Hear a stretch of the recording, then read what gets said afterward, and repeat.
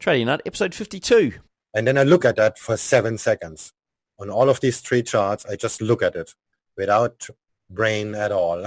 You just look at it for 7 seconds. And if I don't see anything, that's it. Moving on.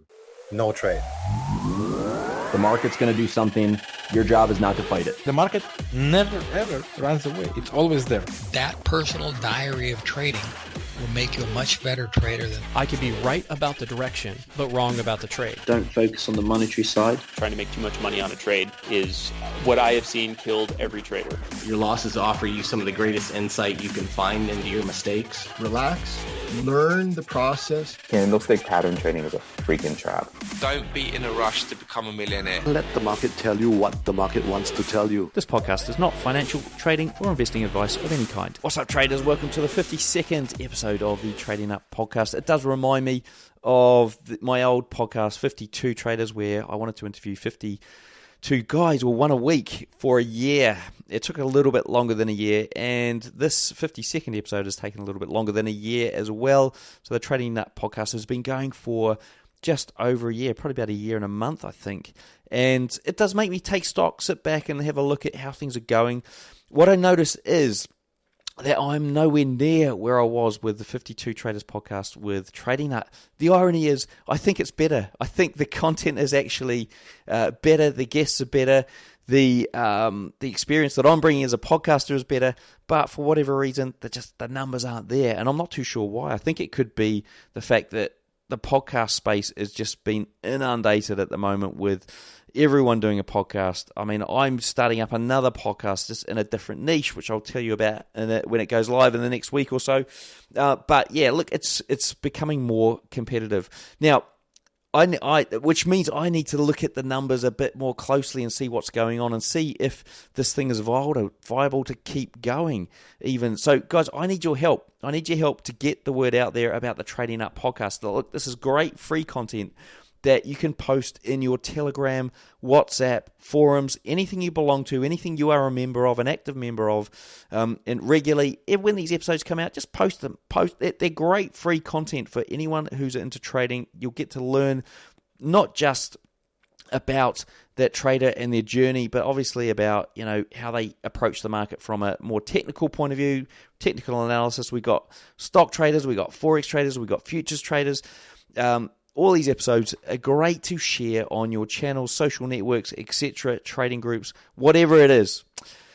So I need your help in that space, and I need your help on the apps as well. So I need your help because I'm looking to get a sponsor on board, and if I don't get a sponsor, then it puts the podcast in jeopardy. So guys, I need your help to put reviews up on the app that you're listening to it on. So if it's on Apple, put a review up. If it's on whatever, Castbox or Spotify, whatever it is, put a review up, subscribe to the podcast. All the stuff gets these numbers going. So guys, if you can do that for me, that'll be a massive help, and keep this podcast and these episodes coming to you every week without fail. So guys, coming up on the show, we've got Mario Hennenberger. Now, another interesting, slightly different episode from what I normally have, because Mario he's not one of these typical trading educators that I get on, or a speaker or anyone of that nature. He actually runs a trading prop firm, and very unique trading prop firm that is. In fact, so unique that I want to get him on for a webinar. So to talk through the prop firm, but also talk about his trading. So guys, if you are interested in a webinar with Mario later on, please head over to his show notes page and you'll find a link to subscribe to the webinar. Hopefully, if you do it in time, just when you listen to this, jump over there, tradingnut.com, and hunt around for it. It should be there. If not, hit me up and I'll let you know what the story is. So yeah, it's a very unique interview. We go through the questions, but sort of awkwardly jump between questions, and it's just different. And I think it's different because Mario is trading live whilst I'm interviewing him, and he's day trading, which means he's in and out. He's got a unique money management approach, which we do see in a video that we shot after the interview. The video unfortunately got cut short because my whole computer just fell down, turned off, and the video got cut short, but we did capture most of it. I'm going to try and get him back on and do the rest of the video for you guys as well. So there's a nice little video where you get to see his unique take on entering a position. And I did try it myself. Didn't really work for me, but I think it's because of the mindset thing. And also, I just hadn't practiced it enough. Now, on that, one thing that did help me from a mindset point of view was something my mentor, Andre Stewart, mentioned to another member in our chat room just last week. Now, it was this simple trick. Take your initial deposit. Aim for something that's doable from a growth point of view for you, and then bank that. Withdraw it from your account so you're back to your initial deposit. Do that a few times until you've made up that initial deposit, and then you can start to sort of go on from there. Now, I've come up with a way that I'm going to go on from there, but this seems to have worked for me. So I managed to do my first target and bank it within 3 days. Then I did my second one within 1 day. So now I'm about 80% towards meeting my initial deposit, which means once I've done that, I'm actually going to try and double my initial deposit by doing this method, and then start trading with that doubled initial deposit. And that means my initial deposit is now locked away, and I don't need to touch it. And I'm going to try and rinse and repeat that ongoing. If you want a bit more detail, jump into my Telegram group, and I'll tell you exactly what I'm doing. But it does seem to have worked, because usually I'd grow my account, keep growing it, and then have one day where I'd just have a mind meltdown and destroy the majority of it. So, guys, little tip for the day. Now, let's get into this interview with Mario. It's a fantastic wee interview. This guy's a professional Forex trader and runs his own prop trading firm. So let's hear it. Welcome, Mario. Righty-ho, folks. We've got Mario Hennenberger here. He's a full-time Forex trader. Reached out to me after somebody mentioned the podcast. So glad to get you on, Mario. How are things over there in Bangkok? Yeah, everything is great. It's a little bit rainy, but that's okay. It's still about 30 degrees, so it's not really much to worry about. Yeah, I'm a little bit rainy as well. It's about 13 degrees if I'm lucky. Not quite as good. Oh, okay. Kind of a difference. Yeah, and we're talking centigrade here for all those folks in the US. So we've got you on the show, which is great. I know you run a Discord forum as well, which I happen to be a member of, just by coincidence. And after somebody reached out, it was good to see that you were keen to come on the show and share your years of wisdom. And it sounds like you've got a number of years under your belt with the audience. So let's get underway with finding out a bit about you, how you got started in trading and your sort of journey today, and I'll jump in with a few questions here and there. Yeah, sure. Well, how did I start? This is actually a good question, because I cannot really answer that.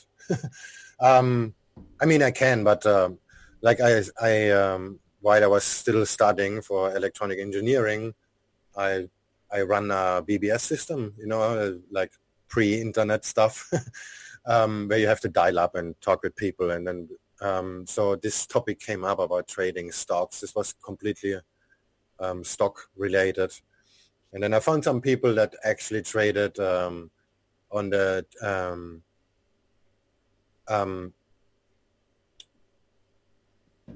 oh, now I lost my train of thought. I'm sorry.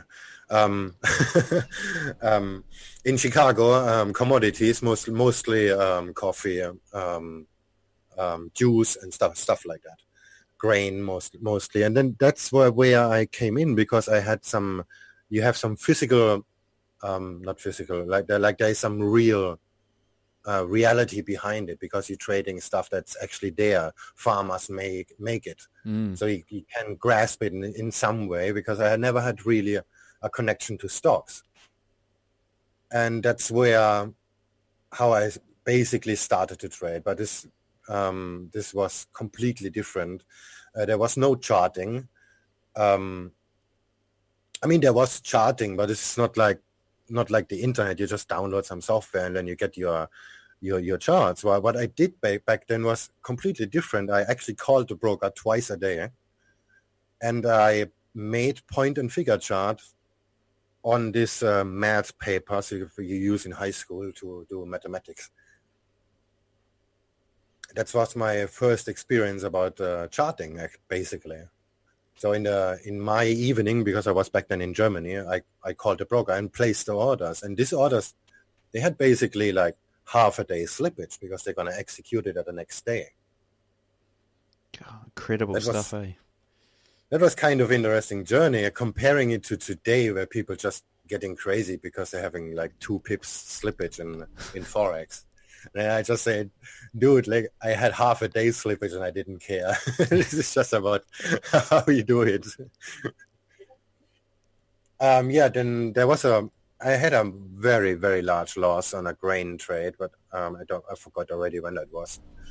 There was some stormy thing in Russia, wiped out like major part of crops, and I could not get out of the position because in Chicago they have a trading limit, and this limit was hit like a week in a row. And I was in that trade. There was just nobody want to buy my stuff. I had like a $45,000 loss that was basically eliminated me. Wow. So I stopped trading like for a few years basically, and then I came back to online trading after that. Shortly after I moved to Thailand, and got back into the fever again. And in 2011, I founded my company in Singapore for tax reason mostly, and to be more on the safe side. How to say that? Yeah, I trade basically for my company, in the name of my company, but I'm the 100% of the owner. It's just for security for myself, basically, and for tax reasons. But this developed pretty fast, and now I'm running a private equity fund where basically a lot of people contribute to the equity, and I'm paying a fixed interest rate to everybody, regardless of the performance. The reason for that is mainly to go against conflict of interest, which is really, really widely out there. So there's so many black sheeps, and my main goal is also for the company to not do anything that will serve that conflict of interest. So if there's no win-win, it's not gonna be done. That's basically what the main philosophy of the company. It's interesting, actually, because the guy I had on the show, actually, I was interviewing him a couple of hours ago. It'll be an interview that comes out in a few weeks, or it has come out already. He was telling me about interactive brokers and how they actually pay interest on the deposit. And I don't know of that many other, well, in any of the brokers that I use in the Forex space, I haven't heard of them any of them paying interest on deposits that are sitting there. So the fact that you're paying fixed interest on this private equity fund is quite admirable. Yeah, well, it's kind of risky for me, but like I said, it's either win-win for everybody or it's not gonna happen. That's basically what I do. The idea is pretty simple. There's a large gap in the actually traded equity and in the investment on the investment side. So the system serves both ends because we do proprietary trading as well, and so the exposure is always limited to a very, very small portion of that. So even if there are several accounts will be blown out in a black swan event or something like that, that would not have any effect on anybody who has money in the system. That's basically the idea. The downside is the reward is not very good, but the upside is I can sleep at night, basically. Yes, indeed.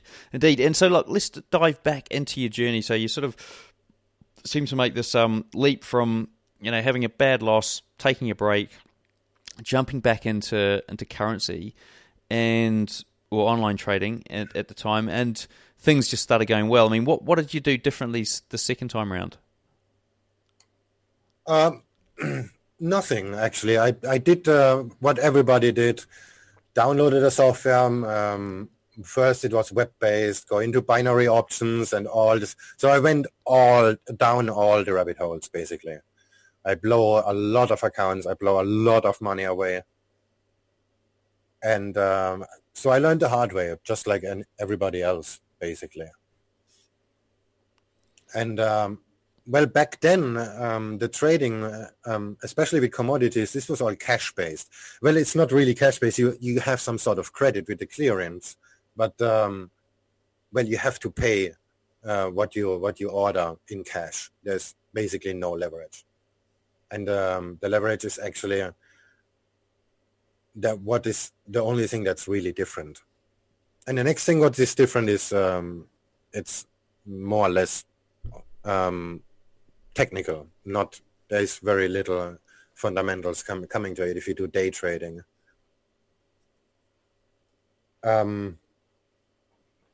Yeah, so I traded like some demo accounts. Okay, I can do that. This is very easy. I'm gonna be rich in like next week or something like that. That didn't work out. So I think 7 accounts I blew in a row, and then I start to think, okay, this is going to be very, very expensive, and I have to figure out what is wrong. And basically, what's wrong was money management. This comes basically down to money management. That's also what I keep telling people. You can make money flipping coins. I mean, this sounds stupid or it sounds not real, but it is, because it's all just a numbers game, and you have to realize that. And if you do, that's when you start making money. And what was the big secret with money management? Because it's actually come up, and probably like somebody said that it was the Holy Grail. That was the Holy Grail. So it sounds like it is. I mean, what was the big aha moment for you around money management? Well, what I keep saying, and this is also kind of our slogan in the Discord and on the website, I keep telling people it's like somebody joins new and they're asking the standard question. I just say we lose money professionally.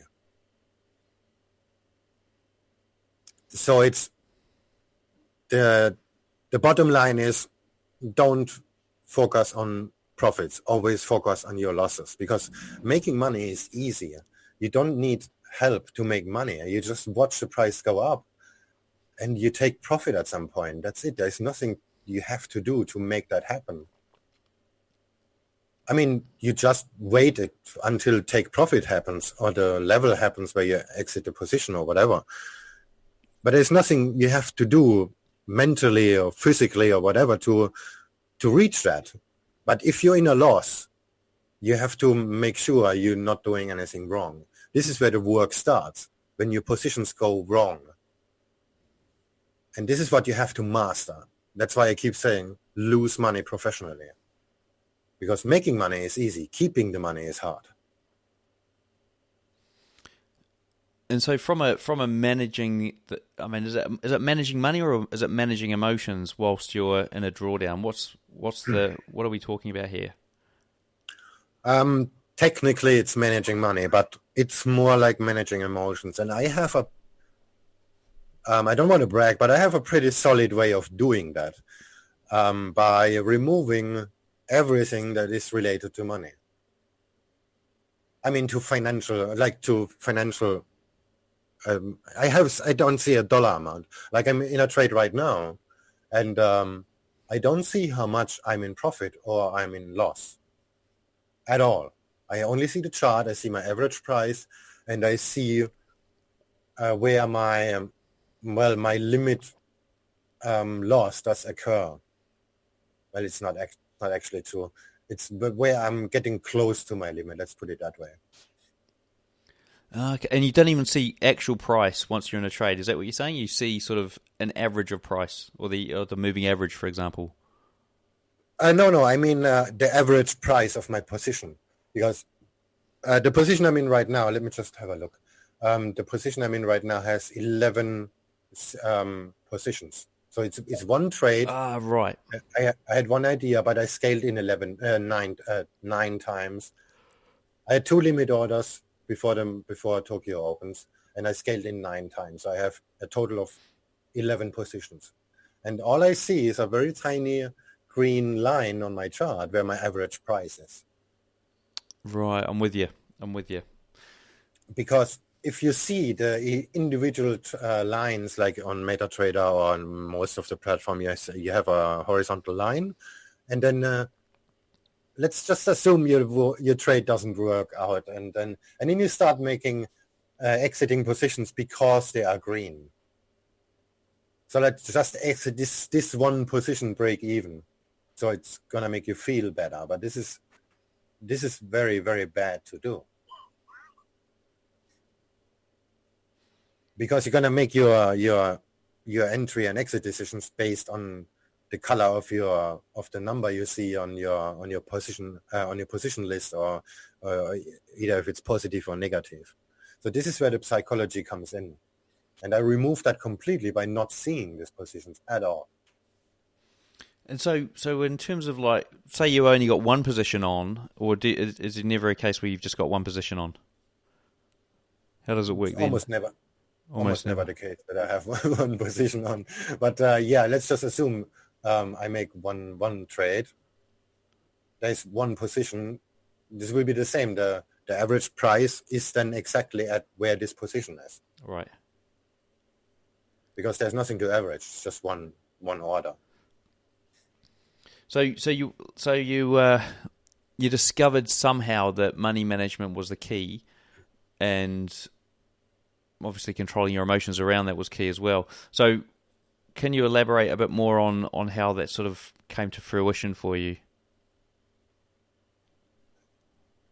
Well, I basically cheating myself by taking small winners and having large losses, as example. I'm pretty sure everybody did that or does that. This is just humans. You cannot really avoid that. That's my excuse. So bottom line is that you always try to make yourself feel better by having a position that actually makes you a profit. But over the long term, or even over the day, there will be one loss, which even you manage your money properly, like you have your maximum loss. And if this maximum loss occurs, it will wipe out all your small gains. And so is that considered success for you in terms of, like, so if you have all these small gains and you have a massive loss, it wipes it all out. Is that what you're saying's okay into professionally? No, that's what I meant about not having psychology getting into that. So that's why I don't actually see how much money I'm gonna make. Like, I see the position right now. I'm watching it while we're talking, and it's over the average price. The setup is still valid, and it's going to the break-even level. And even now, while we're talking, I'm having the thought of closing the position just to get rid of it. Well, now I have a real reason because we're talking. But the setup will fail while I'm still in a loss. Sorry. The setup will fail while I'm in a loss, but this is not always the case. Sometimes the setup fail while I'm still in profit. But this cannot be your base of making this decision, if the number is green or if the number is red. It's just the price didn't move. I mean, it's wedging up. So everything, if we talk an hour, the setup will fail while I'm in profit. But if I exit a position now, break even, it would be just stupid, basically. So you realized back in the day that, money management was a massive part of this, and in a way the one big thing that you had to get right. I mean, to get to where you are now, which sounds like you've got quite a sophisticated way of doing it. I mean, were there baby steps along the way? Well, I changed my trading from swing trading to day trading, but I'm still a swing trader. So nothing basically has changed. The time frame is just a lot smaller. And if you have a lot of positions during the day, then your volatility goes up pretty severe, and then you can basically, if your emotions come in, you can basically blow out in a single day. or at least let's just say lose like 6 months of your profit in a single day, maybe even in an hour. Yeah. If you go down that rabbit hole, and that I learned several times pretty seriously.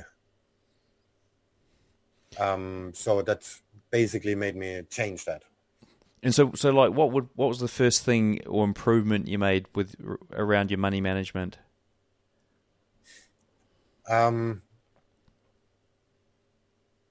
Scaling in. I know that sounds very, very okay. That's on the profit side. Should we stick to the losses first? Well, maybe you stick to the losses first, then we can talk about the profits after. Yeah.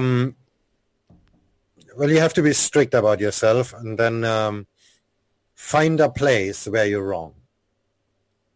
That's what you have to do. Like, and then. Oh no! Let me just start over. You have to do the job. Being a trader is like you're running a small company, and this, like every company, there are more functions to it. Like you have your accounting and your management and the execution, like the labor, like the people who actually do the stuff, and you have to split that into this 2 parts, 3 parts. Let's just skip the management part and do you have the boss on the factory floor, which is the analyst in the forex market or in all financial markets. So you open your charts and you're making a decision, like this is something I'm gonna buy, and then you mark out your area where the places, the price levels or trend lines, or however you do it, doesn't really matter, where you're wrong and where you're gonna take profit. So like in the conventional sense, people say, okay, here's going to be my stop loss and here's going to be my take profit. And that's where the job of the analyst simply ends. And to put it in, to make it visual, you put this prices on a piece of paper, but it's only 2 numbers. This is the price where your stop loss is and the price where you take profit is. There is no entry because it's not the analyst's job to decide where you enter. This is the trader's job. So you give this order to the trader. Well, you are the same person, but you're becoming the trader. The risk reward doesn't matter anymore at this point, because now you open the charts and you have to find a place where what the analyst said before makes actually sense. So you have to find a good entry, basically. And your playground is between these 2 prices or these 2 trend lines the analyst told you before. And the trader's job is then to put as much size as possible between taking profit and your stop loss values or ranges or whatever. So this is actually what made the big breakthrough to split these 2 jobs into, to split these things, I don't know how to say it, sorry. Operation? To make to split the operation into 2 jobs, basically. So you have the analyst, you say, okay, we have a range that's going from 123 to 1159 or whatever. But the analyst doesn't say you're stopping out at these prices. The analyst just say, if the price is hit, if your bottom range is hit, the job is over. It doesn't matter if you made money or not. I mean, we are wrong. This mission is over when this price is being hit. So, and then you become the trader. You're just executing. You're just being a dumb person who executes. And your job is to put as much meat as possible between now and the stop loss level. And that's where scaling in actually comes into place, but this is on the winning side. And so when you say as much meat as possible, what do you mean by that?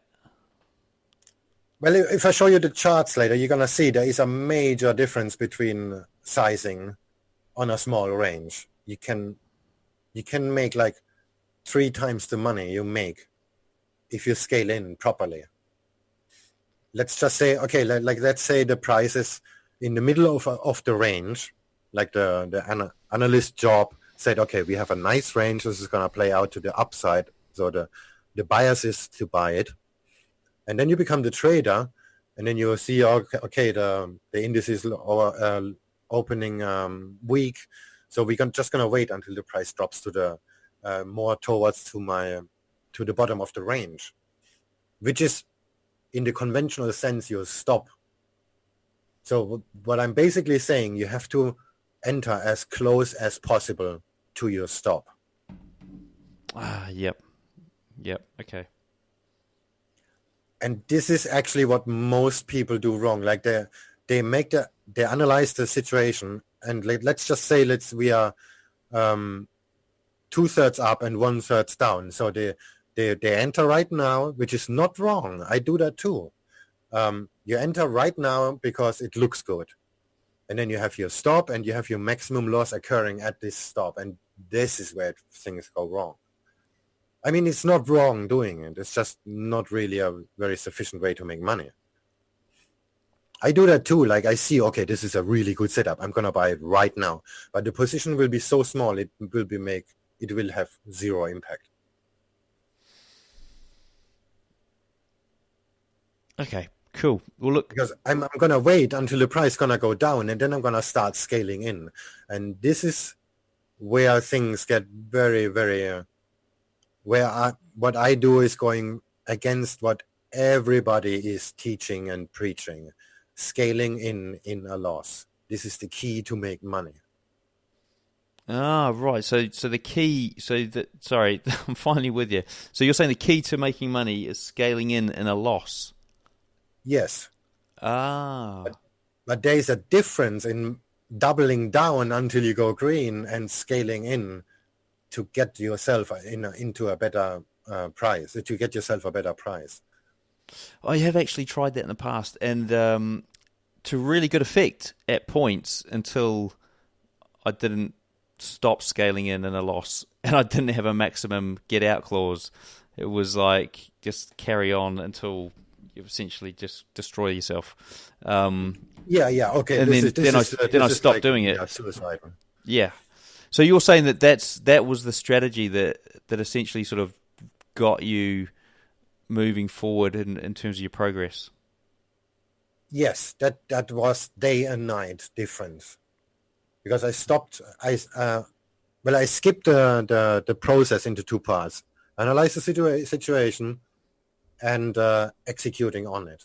And the execution job is just put as much size as you can between now and the stop. Like I said before, you have to worry about your stops, about your being wrong and not about being right. Because being right is easy. You just wait. Mm. Yeah, it's interesting that, because I was actually, there was something I was doing it recently, where that's what it was. I was sort of doing it recently and I stopped doing it. So say I had like one whatever lot to trade. I would then go, well, here are the levels that I think between here and my stop that my one lot would be, that I could distribute my one lot up into, like, say 0.2 lots. And so maybe have 5 different one lot divided by 0.2 lot trade entries sitting there between my entry and, well, what was my entry and my stop loss. With the last one, the loss was obviously going to be quite small, but the first one, the loss would be bigger. But if all 5 hit and went into profit, then happy days.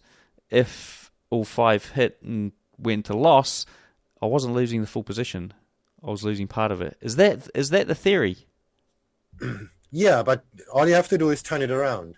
You enter first small, and your position gets bigger the closer it gets to the stop. Okay. Yeah, I see what you mean. Yeah. And there is a reason for that. Let's just assume you have a 10 pip stop, whatever. 10 pips is actually quite far for me. I'm going to show you later. Let's say we have a 10 pip stop, and you are, because of your money management, you can put on one lot right now at a 10 pip stop. So let's just say you buy like 0.25 instead of one lot. Now let's just say you buy half a lot, just for the sake of this example. Yeah. And then price drops 5 pips. And then you can buy another full lot because the distance to your stop is only 5 pips for this position, for this scale in. Yep. So if you're not wrong, you're just half the way to being wrong. So this is what you have to overcome. You're in a loss, but your setup is still valid.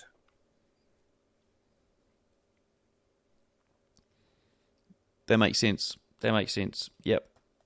So if you buy now, let's just say you're half the way to the stop, and you buy another lot on this point, because if this one lot gets stopped out, it will have the same loss as the half lot you bought before, because it's double the position, it travels half the distance. Yeah. And so basically it's just saying that, I can see what you mean. I can see how it works. So you're still going to lose the same amount of money, but... Yeah, right. But if the position goes into profit, because the original entry is in a loss, that doesn't mean it's going to go bad. It's just how the markets work. But if it goes in a profit, two things going to happen. Number one, you're going to have a 150% of your original position, because the analysts say you buy one lot, but the trader bought 1.5 at the same risk. So you have 100% of your original size on. And the second thing is, the one lot you bought before is going to travel longer in profit because you bought it 5 pips down. Mm. And this too will have a massive impact on the winning side, but you maintain the same risk monetary. And is there any point at which you wouldn't put an extra order in? Like, say, for example, on that 10 pip example, you got to 7 pips in drawdown. Would you be placing an entry at that far, that close to your stop loss? Yeah, I usually do. But this is kind of where things are getting a bit of an art. Like you have a feeling about how the markets move, and then it's gonna retest this level. I'm pretty sure about it. So you're not gonna scale in that much on the way down. You're just placing a few limit orders on some logical places, and have them execute. Basically. So if price turns before, then whatever, shit happens basically. But you're still gonna be in a better position on the way up. Let's put it that way. Yeah. And so what about? I'm just being devil's advocate again. What about if, for example, most of your trades are sniper entries and don't go into a lot of drawdown, and so you're sort of second, third, fourth, fifth, whatever, however many entries you were going to have, didn't trigger, and you end up having 10 winners, and then you get one loss. Will that loss potentially wipe out the winners because you've put a lot more at risk? No. The risk is always the same. I mean, monetary. On the positions your deal map gonna look terrible. Your statistics, I mean, if you're crazy about my FX book and all this kind of stuff, this will look terrible. I can promise you that. Because you're gonna have so many losing trades. Like if you scale in, like I said, I scaled in 9 times on this position. If this position gets stopped out, and I'm gonna have a new trade with just one winning position, but the same money management rules apply, I'm gonna have a very, very bad ratio about my winning and losing trades. Okay, and I made money in the end, and you're gonna pay. You have to pay your bills and not making people happier looking at your stats. What I might do, or what we might do, is I think afterwards we'll jump on and maybe you can give us some sort of demonstration as to how this looks on the chart as well, and we can really get a good feel for it. I think it's been fascinating. I'm glad we got to this point where we could unpick this.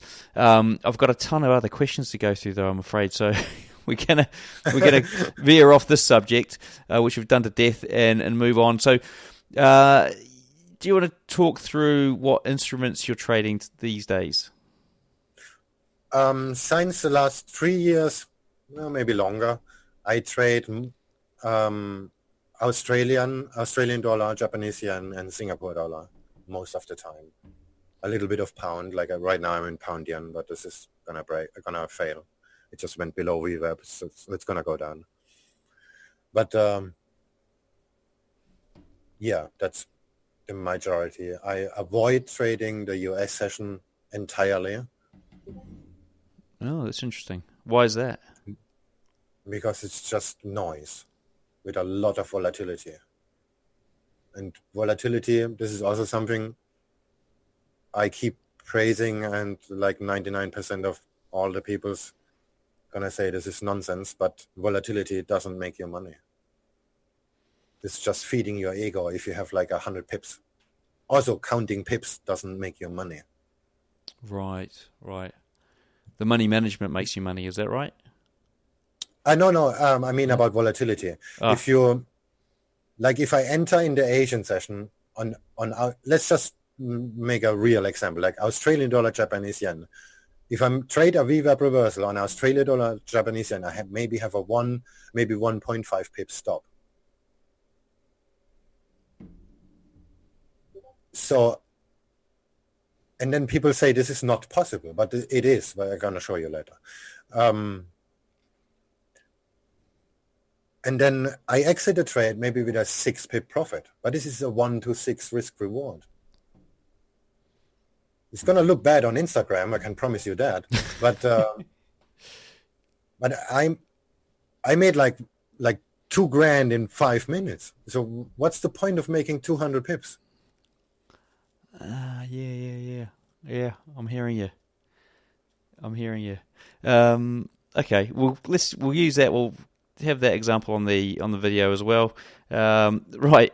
What about instruments? You've given us those. So I mean, okay. So what about then? I mean, do you even have a winning percentage that you know of, or because of all these orders and the money management, it's too hard to ascertain? What do you mean? Winning percentage. Like if someone said, what's your winning percentage? What would your response be? You mean the ratio about my winning trades? It's pretty low. It's about between 46 and 50, 59, 58, something like that %. And what about risk to reward ratio? So when you're looking at, you just talked about 1 pip stop, 6 pip profit. What about risk to reward? Yeah, so I can have like 10 losers in a row and still making money at the end of the day. Okay. Because of that. The market structure defines the where I'm going to take profit, and I don't really care what the ratio. Like I said before, the analyst decides, okay, this is something we're going to buy today, and then I'm just going to do that. That's it. And if there are 3 setups in this buy scenario, I'm going to trade all of them. Okay.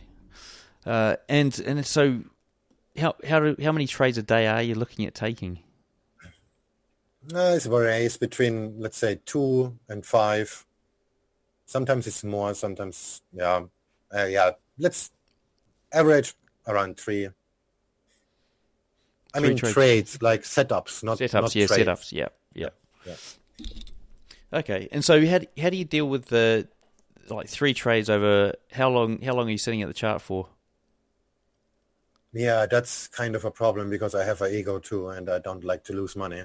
So usually, if my idea works out, then I enter the position and I take profit like 30 minutes later.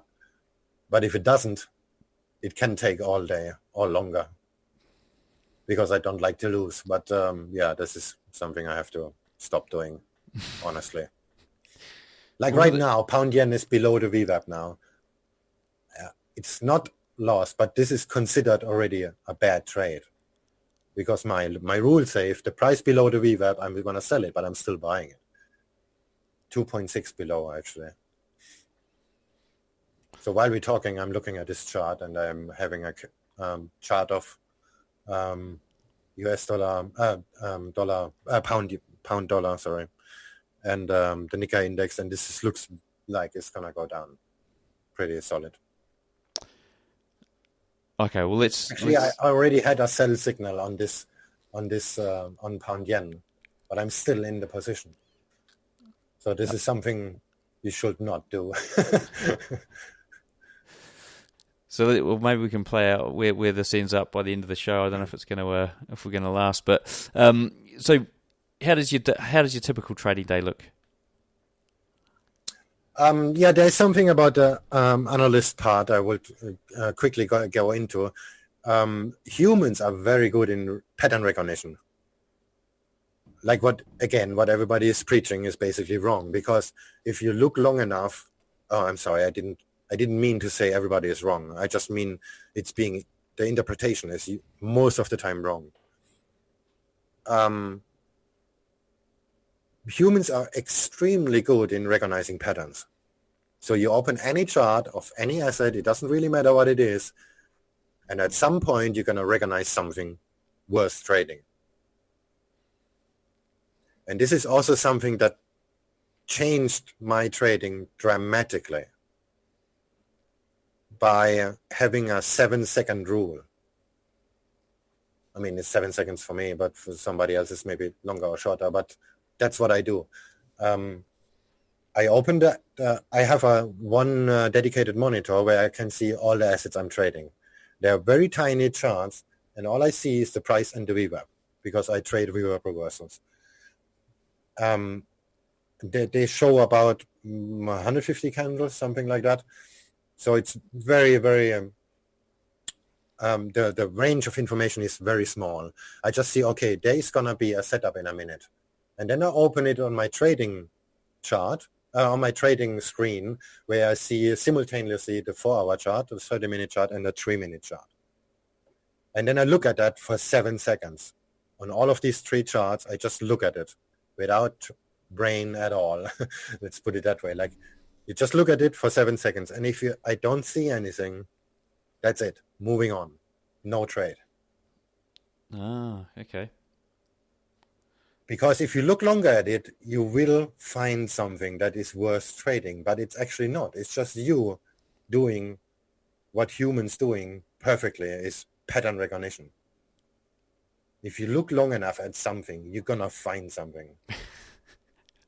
Because you want to find something.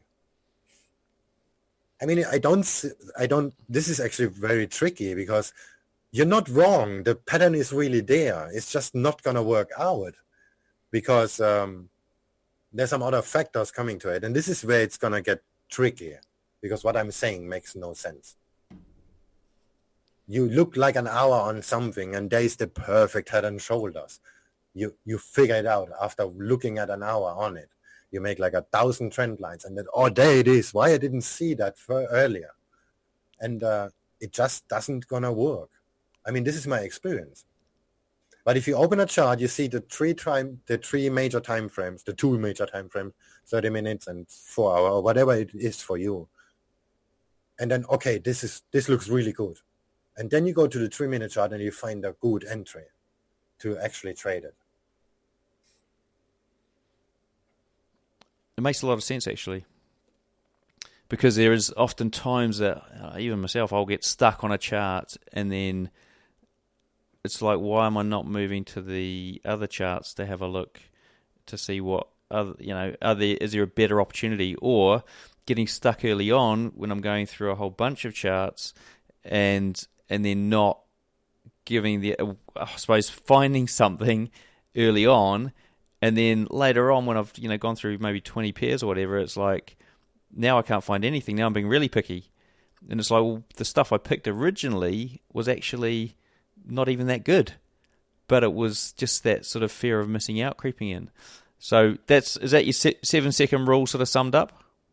Yeah, basically, that's what I do. So my monitor screen only shows me the setups, but I don't know if they're worth it. So I just see, okay, price comes close to the VWAP. That's my strategy. We're going to get into that later. But that's my trigger. Price comes to the VWAP, and I'm going to trade the reversal.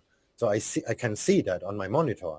And then I just open the asset, and I see, okay, this looks like a bullish reversal on on whatever, Australian dollar, Japanese yen. And then I open it, I see the 30-minute chart, the 4-hour chart, and okay, there's major resistance, so there's no point of buying that. That's it, end of story, moving on. Well, and so I basically find reasons to exit the trade. So everything is shifted to the negative side. Let me just add to that, because that adds to what we spoke before about losing money professionally and not making money. So everything is on the negative side. I try to control my losses, and I try to talk myself out of positions. That's not only on entering a trade, that's also when I'm in the trade. Like right now, pound yen, my position is green, not anymore, but my position is green. It's right on top of the VWAP. And while we're talking, I'm actually waiting for it to go just a little bit higher so I can have a break-even exit. And this is bad. This is something you don't do. I'm supposed to press the button now with $8 loss, but I don't want to take this $8 loss. And that's why I don't press the button. And this is something very bad. I mean, I'm doing it right now while we're talking about this. The price is now below the support, below the previous support, where my level is, where I'm not going to trade. But it's just crossed the VWAP. It's plus 0.5 pips VWAP. So, and this is pound yen. This is a volatile pair. This is probably going to go down from this point. And this is actually a very good exit. But I'm $13 in profit, and I'm still not pressed the button. And so you're actually in profit, but you don't want to take the break-even profit. Yeah, now $20, like as we speak. But I don't take the profit because I still have hope it's going to go up and my original setup going to work out. But if you look at cable, it's already like 10 pips below VWAP. This is a very, very bad setup right now. But so this worst is actually case a good scenario, example because we're talking about managing properly, and I'm not doing it. And do you think this is quite rare? We don't get this on the show very often, where guys are managing positions whilst they're doing the interview. But what's your plan of attack here? Is it to exit at zero? If it turns because you already know that the position's pretty much gone. It's broken all your rules. Would you exit at zero or? Well, sorry, that's a tough one because I'm gonna show you later. But that's okay. A tough one. Well, maybe if we can get this finished, we can basically get it on video, and you can show us what's going on. So now let's quickly move on with these questions because let me just quickly do that. I have a small helper bot which I can just use average price. Press the play button, and now it's going to alter all my positions trading stop from the average price.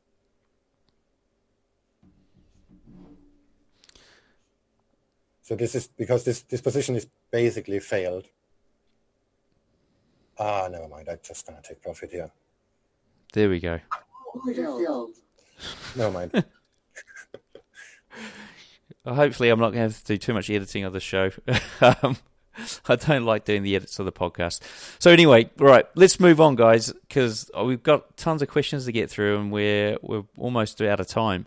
So what do you think? What do you recommend somebody start doing if they're, working a day job and they're a retail trader? What's their roadmap to becoming a successful trader?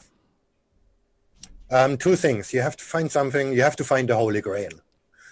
I'm going to get into that in a second. And the second thing is you need to have enough money to do it. I don't mean you're poor, you cannot trade. That's not the idea. But what I mean is you have to be realistic about what's going to happen. If you trade with $100, there's no way you're going to make a living. And there's also no way to trade this $100 to a meaningful amount to do that ever. So you have to contribute to your trading account, basically. Like you said, you have a job, and you're going to start trading with whatever, like, yeah, a lot of people do that. They start with $100. So let's do that. And it's no harm doing it. But you still have to follow your rules, and you have to follow them rather strictly, even if it's a very, very small amount. And this is actually a major problem. Like, let's just stick to the $100. If you have a 1% drawdown rule, we're talking $1 loss. And let's say you make a risk reward of 1 to 2. So you're going to have a $2 profit. That's not going to cut it. And the problem is with that, you're going to start I don't know the word. Sorry. Neglect. Your risk, because the money is so tiny. Like, it's just going to be $1. This is like 1 coffee or whatever. So who cares? And this is actually where things start to go bad. So if you start trading with small money, you have to make sure you're going to follow your rules about money management. If it's $1, it's $1. That's it. It's just a number. It doesn't matter. Because later, if you're trading with 100 grand, it's going to be exactly the same experience.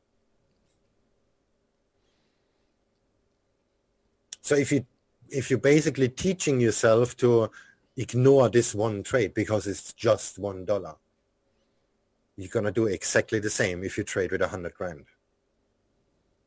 And this is a road to going broke. And it's, on the other hand, sorry. I was going to say, in a way, it's quite a good lesson, because it is, even if it's $100, it's just being disciplined, isn't it? At the end of the day. Yes, right. And then on the other side, if it's a lot of money, you have to ignore the money. Same as like you're trading with $100, so $1 is nothing. And then you think like that, okay, whatever. This is no money. Why care? Why do I care? Because you have to. This is your job as the trader, as the executioner on your platform. This is your job. You have to care about the percentage loss you're gonna have, because later, if you trade with 100 grand, the same thing is gonna shift, but it's gonna shift in a very, very bad way. You're gonna look at your profit and loss, and you're gonna say, "Oh shit, this is my rent. This is my mortgage." Like if you're in a big loss, like you're down 10 grand or something like that. Oh my God, I could buy a car with that money. But you just don't have to care.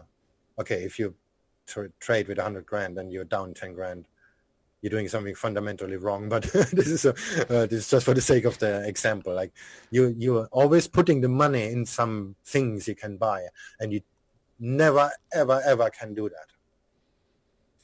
What I said before, don't show numbers. I mean money at all. Don't show pips. Don't show money. Pips make you greedy, and money make you scares you if it's a lot of money. Yeah. I mean, I've personally moved to looking more at just the chart and ignoring everything else, and it does actually help a lot with the psychology aspect of it. Now, I'm going to move on here. So, looking at a price chart, and as well mentioned, what 3 things would you recommend a novice or intermediate trader educate themselves on when reading a chart? So you've talked about a few indicators already. Is there anything else that you would recommend somebody study? Support and resistance. That's it. No indicator. And how would they go about studying that? Well, Dante said once on, you know him, Trader Dante. Dante? He posted once. Yeah, Tom Dante. Yeah, he posted once on Twitter. He goes like about 15 years to school Trader Dante. University. Yeah, Dante. Yeah. Sorry, I'm German. He posted once on Twitter, going to school and university for 15 years, and in the end, you're just drawing fancy lines on fancy charts. But this is basically what it comes down to it. Finding the places where prices react. because this is where the risk reward kicks in, where you can make so much more money by knowing where price is gonna turn, because your position's gonna be so much bigger at this point. Instead of, if you trust an indicator that they are usually slow, well, all of them are, because they do some averaging, and your stop's gonna be so far away that you cannot put on some real meaningful size. So you're basically averaging down by waiting for confirmation.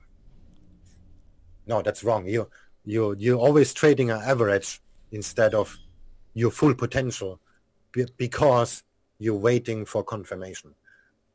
And that's what I recommend to everybody.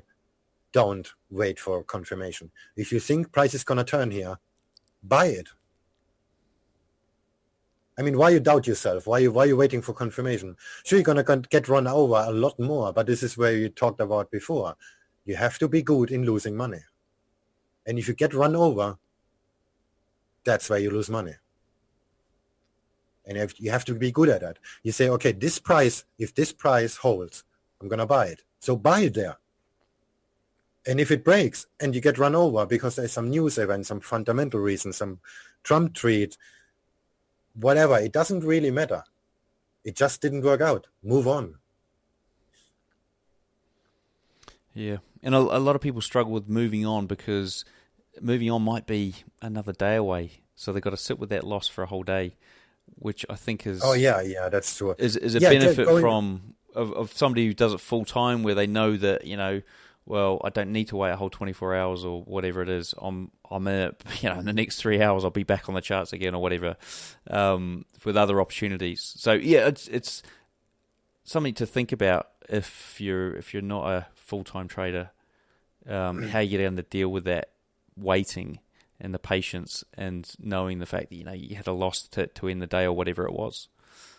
Yeah, that's actually...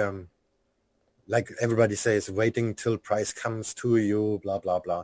This is actually true, but I don't do that either. Like we talked before, I scale in. So if I see something that looks good, I will press the button, like right now. But I'm fully aware that the price will go against me. And that this is actually something that's very good for your psychology, especially if you start trading.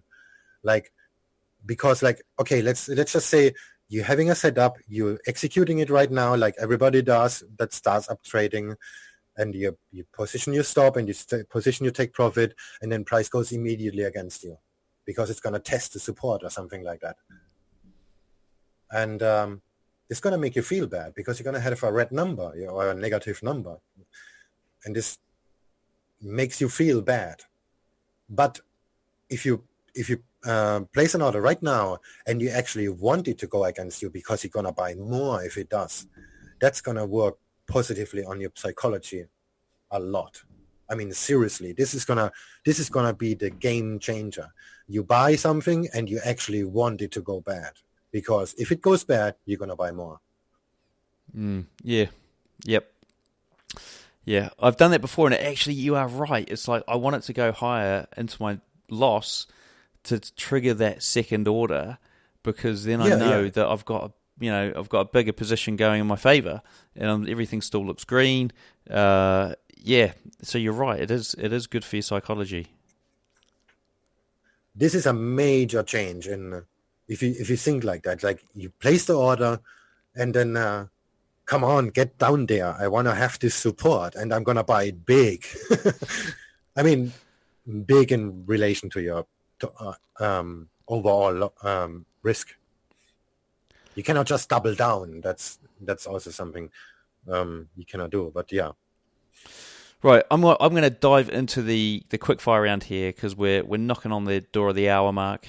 It's been an very interesting interview, very unique, and I know this quick fire round might pose an issue for some of the answers that you want to give, but let's see how we go. First question is, how long did it take you to go from trading newbie to consistently profitable? 6 years. What's your mental approach to trading, and do you have any special techniques you can share with us? Mentally, meaning? 7-second rule. Psychological tricks or hacks or something like that. Yeah, 7-second rule. And if you're wrong, you're wrong. Well, that's not true either. Sorry. 7-second rule's good. 7-second rule's good. Yeah, 7-second rule is basically the best one because you don't sell yourself. You just see it. Okay, that works. Let's do it. What's your favorite entry setup? VWAP reversals. Intraday. What strategies do you use to exit or manage active trades? Support and resistance. What's your recommended trading book?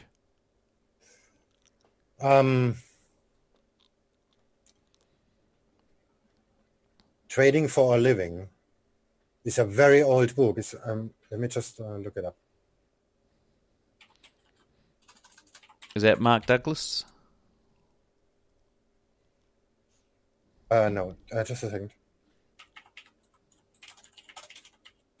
I have it as on Audible. There it is. This is one. Dr. Alexander Elder. Ah, that was it. Yeah, I've read that. What am I saying? I've read that, yeah. It's a very old book, but, well, the markets don't change, so everything is still valid. Basically. If there was one thing you'd recommend any retail trader spend the next month mastering, what would it be, why, and how could they go about mastering it? Mastering, I mean, technically about execution, support and resistance. That's the answer to everything, basically. What's your preferred broker and trading platform? C-Trader, with a big distance to anything else. Right after that is Thinkorswim, of course. But C-Trader with IC markets. What's the worst trade you've ever had? Define worst. In money or in pain? Pain. Pain is a grain trade like more than 10 years ago. Could not get out for almost a week. $45,000 loss. That was the horror, pure. Because you can see prices move and you cannot get out of the position. That's the worst that can happen. Because the next part is it took a week. It's not like it's a flash crash and oh my God, I'm broke. That's it. You like rip the band-aid off. No, it took a week to happen. This was really terrible. Okay, last question of the quickfire round. If you could leave our listeners with one piece of advice, what would it be? Don't search for the Holy Grail. Find something that fits you, basically. Righty-ho, last question of the show. We'd like you to give us the bones of a trading strategy, entry setup, stop loss, take profit targets, market time frame, basically something our listeners can have a bit of a play with at home this week. Yeah, my secret is VWAP reversals, basically.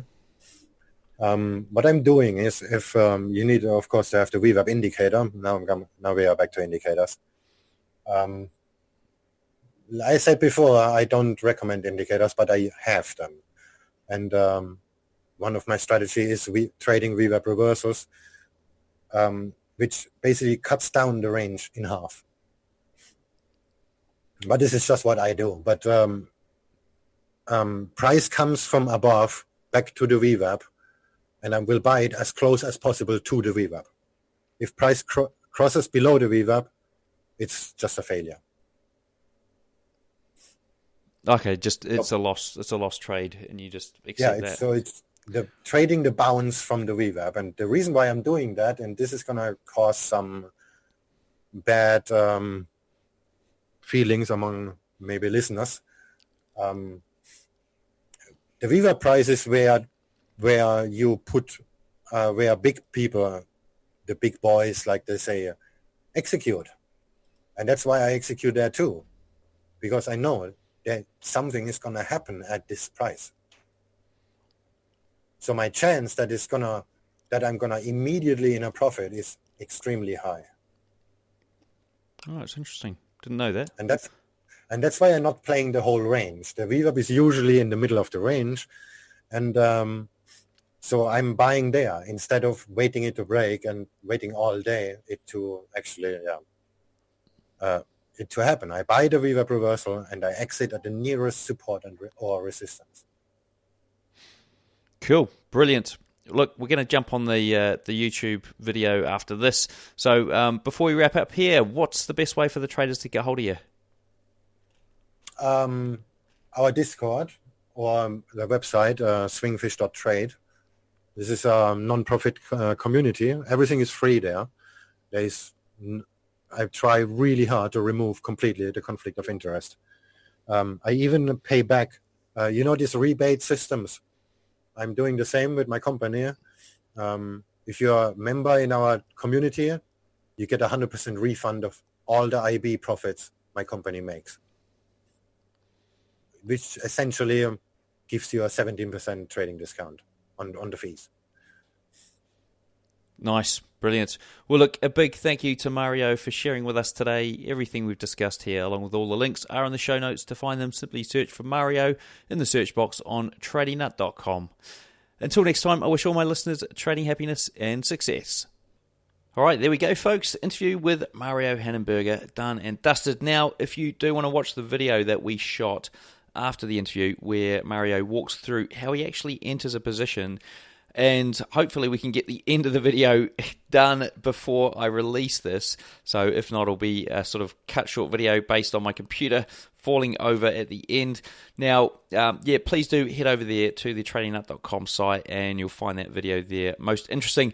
Couple of other things. One is hoping to do a webinar where Mario can walk us through his very unique trading prop firm and how it operates. So we've hopefully got that coming up. So I'm just still arranging that. Please head over to the show notes and you'll find a link if it's up and running yet. If not, subscribe on the email or one of the social media channels, and I'll be sure to get that up so that you guys don't miss out. Now, last but not least, what I said at the start of the show, please do post these episodes in your trading groups, forums, chat rooms, whatever it is, social media, and also leave a review of the show on whatever app you're on. Guys, come on. Let's have it. All right, I'll see you on the next episode of TradingNut podcast, or I will see you on the YouTube channel or somewhere else. All right, guys, see you there. Bye.